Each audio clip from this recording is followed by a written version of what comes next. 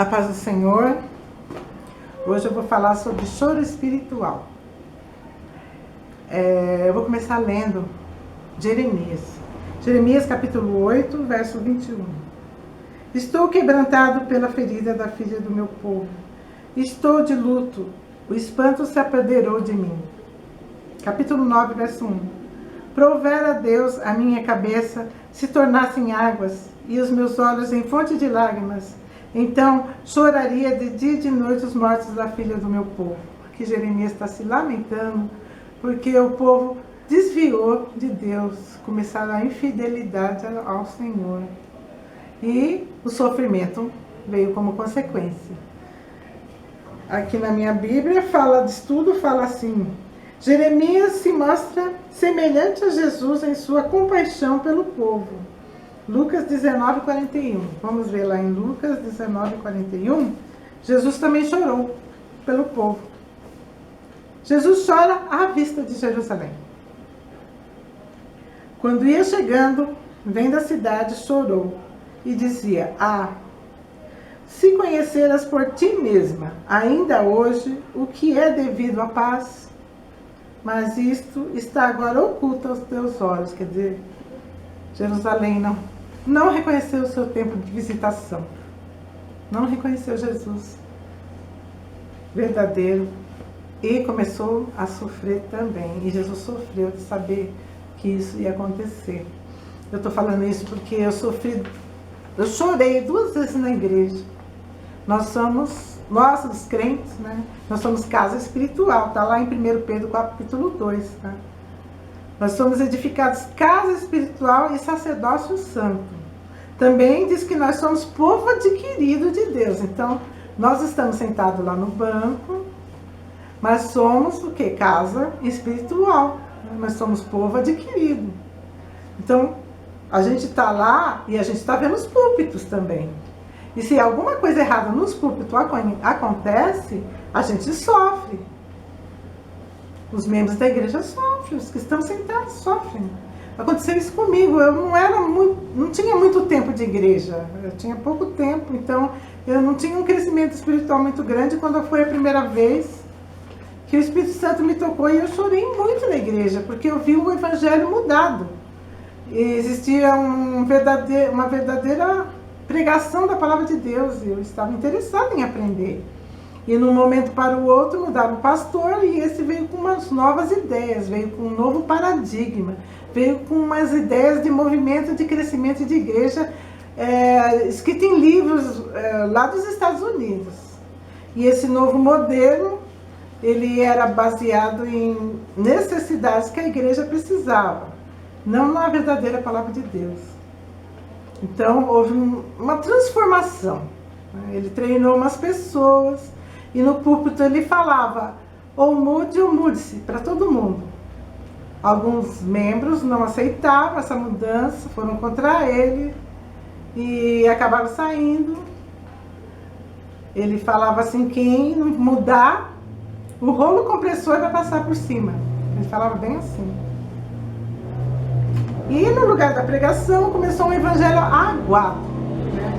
Um evangelho voltado para o estilo de vida, necessidade sentida, dignidade humana, para atrair os membros, mais membros da igreja. E a programação mudou para propaganda. Parecia uma empresa.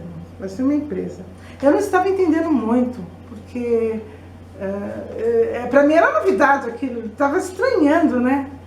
E numa das pregações eu comecei a chorar. E eu vi que aquele choro não vinha de mim.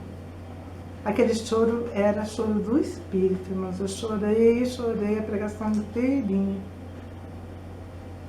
Porque aquela igreja deixou o verdadeiro evangelho para abrir as portas para um outro evangelho voltado para as necessidades humanas e não para a genuína pregação da palavra de Deus. Saí de lá depois de um tempo, porque eu queria um alimento sólido. Eu não queria ficar ouvindo algo que mudaria a minha vida para melhor. Não, eu queria a palavra de Deus, verdadeira. Fui numa igreja pentecostal, lá começou, o pastor pregava a verdadeira palavra de Deus, incentivava a gente a aprender o Velho Testamento, assim, me fez, né, gostar da igreja, porque eu tinha muitas dúvidas com o Velho Testamento e eu aprendi muito. E o pastor era muito bom, tinha outros pastores auxiliares, os membros da igreja muito bons também. Me convidaram para participar do louvor, eu fui, comecei a cantar junto, meu filho tocava baixo lá. A gente se dava bem na igreja, mas aconteceu também outra vez que o Espírito Santo me fez chorar. Infelizmente, dessa vez foi no louvor.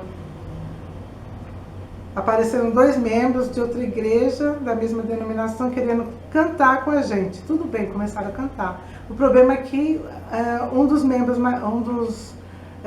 uma cantora mais antiga, né, achou ruim com a mais nova que entrou, se estranharam lá, começaram a discutir, bem no meio do louvor, que foi muito chato. Eu não estava entendendo, não estava entendendo essa discussão, mas aquilo tocou no meu coração, porque o pastor ele não foi um pouco injusto com o antigo membro. A antiga, né, que cantava, ela era a esposa até de um dos pastores auxiliares. Ele foi injusto com ela. Deu para perceber a igreja toda. E eu comecei a chorar, eu não parava mais, sair do louvor, fui sentar no banco. Ele ainda falou, volta. Eu falei, não dá, não voltei mais a cantar naquela igreja. Não voltei. Fiquei lá uns tempos e ainda saí. Por que eu estou falando isso? Irmãos, o louvor na igreja, o louvor, lá em Hebreus 13:15, diz que a gente oferece, né, sacrifício de louvor, é o fruto dos lábios que confessam o nome de Jesus, confessam o nome do Senhor. Então ele tem que ser bom e agradável, né, a Deus. Ele tem que trazer bênção, ele tem que ser fiel. Precisa ser feito com o mais profundo do nosso coração, ser sincero, ter respeito. Um louvor que tem que respeitar a Deus, a gente tem que se alegrar no louvor, por tudo aquilo que o Senhor Jesus fez por nós na cruz. E infelizmente não era isso que estava acontecendo, né? Porque alguns dos membros lá, esses novos, né, estavam preocupados com as questões pessoais, né?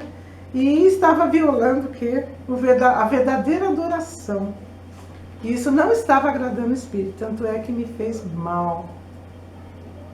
Essas 2 experiências na minha vida, eu estou contando, eu não sei se alguém passou por isso, se algum irmão talvez esteja passando por isso. Mas não se preocupa que Deus trata o nosso coração. A gente sara de tudo isso. Graças a Deus. Eu vou ler aqui, na minha Bíblia de Estudo, a pergunta número 53 do Catecismo de Heidelberg. O que você crê sobre o Espírito Santo? Resposta. Primeiro, creio que ele é verdadeiro e eterno Deus com o Pai e o Filho. Segundo, que ele foi dado também a mim. Por uma verdadeira fé, ele me torna participante de Cristo e de todos os seus benefícios. Ele me fortalece e fica comigo para sempre. Glória a Deus. Amém?